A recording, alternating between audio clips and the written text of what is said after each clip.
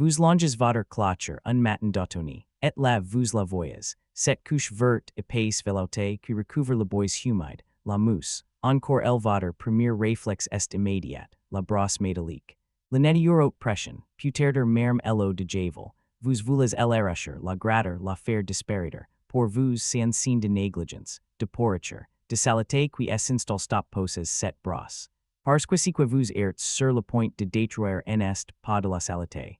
C'est un des organismes les plus anciens, les plus intelligents et les plus utiles de tout votre jardin. Et cette mousse est en train de vous parler. Elle vous transmet un message précis sur votre environnement, votre air, votre humidité. Un message que la plupart des gens ne savent pas lire avant la fin de cette vidéo. Vous allez découvrir pourquoi la mousse a survécu là où les dinosaures ont disparu. Vous allez comprendre comment elle n'est littéralement l'air que vous respirez. Vous allez apprendre ce que sa présence révèle en secret sur la santé de votre terrain. Et surtout, vous n'y regarderez plus jamais cette tâche verte de la même façon commençons par un fait qui déstabilise presque tout le monde. La mousse n'a ni racines, ni fleurs, ni grains, ni vaisseau pour transporter l'eau. Rien de tout ce qui définit une plante moderne. Et pourtant, elle regne sur la planète depuis plus de 450 millions d'années. La mousse était déjà là bien avant les fougères, bien avant les arbres, bien avant le premier insecte rampant. Elle appartient à un groupe appelé les bryophytes, les toutes premières plantes à avoir quitté l'eau pour conquérir la terre ferme. Comment survit-elle sans racines? C'est là que tout devient fascinant. Chaque brin de mousse absorbe l'eau et les nutriments directement par ses feuilles sur toute la surface de son corps. Elle boit littéralement par la peau, et lorsque la sécheresse arrive, elle n'y muet pas. Elle s'y met en pause, elle peut s'y dessécher complètement, devenir cassante, brune, apparemment morte pendant des semaines voire des mois, puis à la première goutte de pluie en quelques minutes, elle reverte et repart à la vie. Ce phénomène s'appelle la reviviscence. Très peu d'organismes sur Terre en sont capables. Gardez cette idée en tête, car elle explique pourquoi la mousse pousse exactement là où rien d'autre ne peut survivre sur votre clôture. Elle occupe un espace que personne d'autre ne veut. Le bois nu exposé sans terre. Et loin d'être un parasite, elle joue un rôle écologique que vous n'imaginez pas. Car cette petite forêt verte, à l'échelle miniature, est une véritable ville. Regardez-la de très près, et vous découvrez un univers gruelant de vie.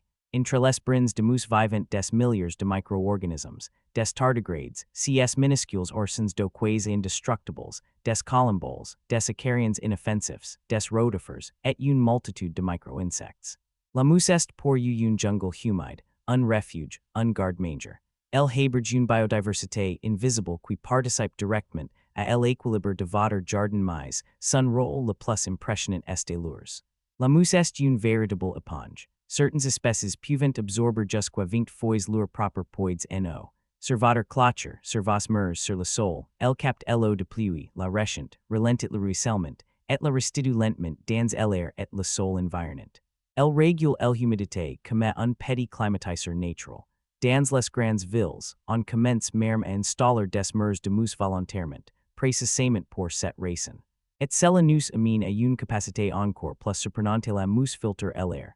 Littéralement, grâce à sa surface immense et à sa structure en dentelle, elle capte les particules fines en suspension, la poussière, les polluants, et même certains métaux lourds présents dans l'atmosphère. Des études scientifiques ont montré qu'un mur de mousse peut absorber une quantité de particules fines équivalente à celle qu'absorberaient des dizaines d'arbres sur une surface bien plus petite. Cette tâche verte sur votre clôture est, à sa manière, un minuscule purificateur d'air travaillant gratuitement pour vous, juret nuitilors, si la mousse est si utile, pourquoi tant de gens la détestent-ils. Il est temps de démontrer quelques idées reçues. Le mythe numéro 1, c'est que la mousse détruit votre clôture ou votre toit. On imagine qu'elle range le bois, qu'elle décompose la pierre, qu'elle attaque tout ce qu'elle touche. C'est faux, la mousse n'a pas de racines qui pénètrent la matière. Elle s'y contente de s'accrocher à la surface. Elle n'y s'y nourrit pas de votre bois ni de votre béton. Elle n'y cause aucune dégradation directe. Le vrai coupable quand une clôture pourrit, si en est pas la mousse, c'est l'humidité. Et c'est là que s'y cache l'une des révélations les plus importantes de cette vidéo. Le mythe numéro 2, c'est que la mousse serait dangereuse, toxique au sale. Encore faux, la mousse n'y pique pas, ni morde pas, ni libère aucune toxine dans votre jardin. Elle n'y provoque pas d'allergies comme elle font les pollens. Au contraire, comme elle ni produit ni fleur ni pollen, elle est totalement neutre pour les personnes sensibles. Elle est parfaitement inoffensive pour vous, vos enfants et vos animaux alors si elle n'est ni destructrice, ni dangereuse, que fait-elle vraiment sur votre clôture? Elle vous délivre un message. Et voici comment le déco de la mousse est, si que les scientifiques appellent un bio-indicateur. Sa simple présence, et surtout elle endrate précis ou elle pause, révèle des informations très concrètes sur votre environnement. La mousse adore trois choses, l'humidité, l'ombre, et la stabilité. Alors, quand elle recouvre un côté entier de votre clôture, elle vous dit quelque chose premièrement, elle signale une zone qui reste humide en permanence. Si un pan de votre clôture ou un coin de votre jardin est envahi de mousse, c'est que l'eau y stagne, que le séchage est lent, que la ventilation est insuffisante. C'est une information précieuse. Cela peut indiquer un problème de drainage, une goudière qui fuit, ou un sol qui rechent trop l'eau, à cet endroit précis d'uxement, elle indique le manque de lumière. La mousse prospère à l'ombre. Si elle colonise votre clôture, c'est souvent que la végétation environnante est devenue trop dense, que le sol n'y passe plus. Un signal utile si vous voulez repenser vos plantations, et troisièmement, un point que beaucoup ignorent. La qualité de la mousse renseigne sur la qualité de votre air. Certaines espèces de mousses n'y possèdent que dans un air relativement pur. Les scientifiques utilisent dès lors les mousses depuis des décennies pour cartographier la pollution atmosphérique d'une région. Une mousse dense, variée et en pleine santé sur votre terrain est plutôt un bon signe. Cela signifie que l'air autour de chez vous est de qualité correcte. Cette petite tache verte est en réalité un capteur environnemental gratuit, installé par la nature elle-même alors, une fois que vous avez lu ce message, que faire? Faut-il vraiment tout arracher? Voici la véritable solution, celle qui respecte la fois votre clôture et l'écosystème de votre jardin. La première chose à comprendre, c'est que gratter la mousse n'y résout jamais le problème. Tant que l'humidité et l'ombre restent présentes, elle reposera encore et encore. Vous pouvez frotter pendant des heures, dans quelques mois, elle sera de retour. Parce que vous traitez le symptôme, jamais la cause si la mousse pose un endroit qui vous dérange vraiment, comme une lait glissante ou une marque dangereuse. Elle approche intelligente en est par l'eau de javel, qui tout out la vie autour et pollue votre sol. C'est d'ailleurs sur les conditions, améliorer le drainage, telles la végétation pour laisser passer un peu plus de lumière et d'air. Le problème si régulera de lui-même, et sur mais sur une clôture, un vieux mur, un tronc, un coin d'ombre tranquille, le plus sage est souvent de la laisser vivre. Vous pouvez même faire mieux, lui offrir un espace. Un carré de mousse dans un coin ombragé du jardin devient un abri pour la micro-faune, une réserve de humidité pour les périodes sèches, et un tapis vivant d'un vert profond qui reste éclatant même en plein hiver, quand tout le reste est gris.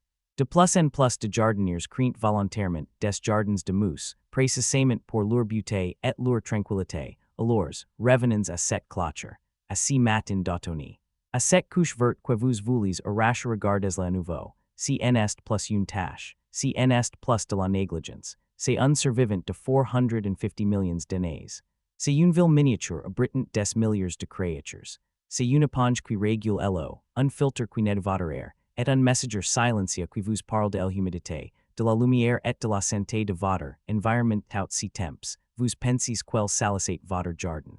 En réalité, elle en prenait soin. Elle faisait partie des rares organismes à ses patients, à ses anciens et à ses sages pour transformer un simple bout de bois humide en un écosystème vivant la prochaine fois que vous passerez devant votre clôture. Prenez 3 secondes. Penchez-vous, regardez ce petit monde de plus prise, et demandez-vous si quel est de vous dirait vous, et avez-vous déjà remarqué cette mousse sur votre clôture ou vos murs. Maintenant que vous connaissez son secret, la regarderez-vous différemment. Dites-le-moi dans les commentaires.